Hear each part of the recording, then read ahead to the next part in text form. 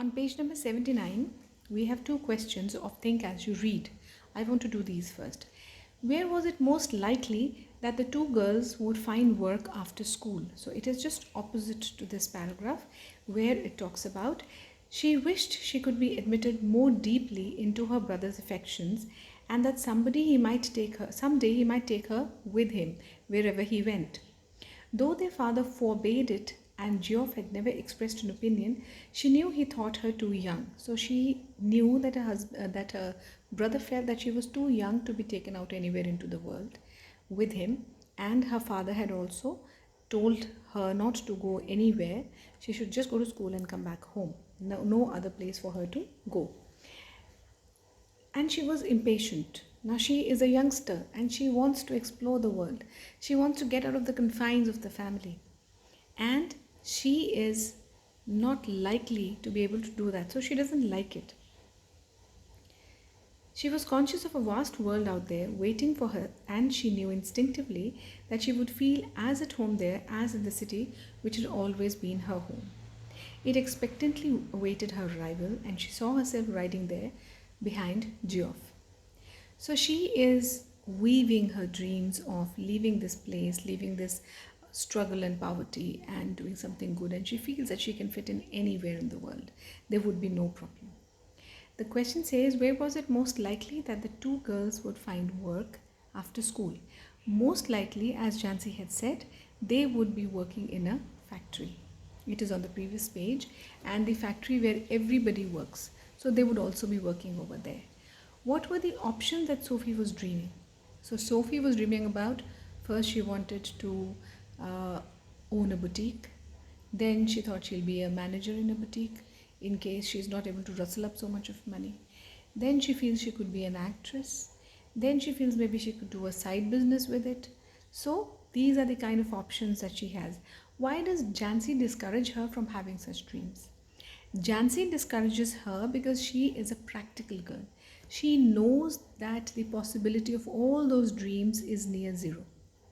So she tries to tell Sophie to think practically and work accordingly, not dream of things which are never going to happen and then feel disappointed. Because those opportunities are not there in that place where these people live. The opportunities are markedly less, and dreams also have to be in sync with what is available to you. That, according to Jansi, that is what she says to Sophie. So here, again, she's dreaming of another life where she is going to have something wonderful and she's going to go out, and her brother is the one who will be able to take her to that world because there is no other way to go. Nobody is going to allow her to go on her own. So it expectantly awaited her arrival, that world that she's thinking about, and she saw herself riding there behind Geoff on his motorcycle, that he is going to take me there. He wore new shining black leathers and she a yellow dress with a kind of cape that flew out behind. So she has everything in her dreams perfectly decided that Geoff is going to be wearing black leather jacket and trousers, just like the bikers do generally. And she is going to be wearing a yellow dress and she's going to have a nice cape at the back. A cape is like a cloak which is going to float into the air as she goes on the bike because of the wind that flew out behind. There was the sound of applause as the world rose to greet them. So she is mentally thinking that people are going to clap and they're going to say, oh my God, Sophie is here and she's so beautiful and this and that. And she's going to have adoring people all around as her brother takes her to that world. He sat frowning. Now this is back to reality. So Geoff is sitting and he is frowning. Frowning is when you have these wrinkles on your head and you're like, what is the matter? At the oily component, he cradled in his hands. So whatever he's holding, that oily piece of the motorcycle, the machinery, and he's looking at it and he cannot figure out what is wrong with it. As though it was a small dumb animal and he was willing to speak. So he was looking at it as if he was trying to make it tell him that, Geoff, this is wrong with me. Just change these nuts and bolts and I'll be okay. I met Danny Casey, Sophie said.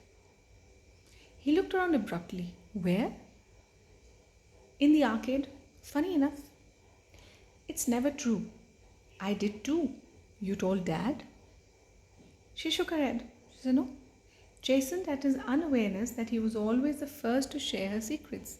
So she's like, Dumbo, I tell you everything. I don't go tell dad everything. You are the first person I approach. I don't believe it. Geoff says, forget it. You're just, fooling me.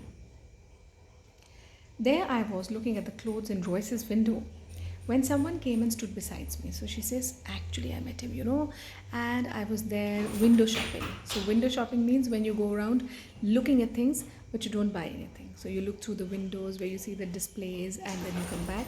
So, she did the same. So, she says, I was just doing that. I was standing over there and somebody came and stood next to me.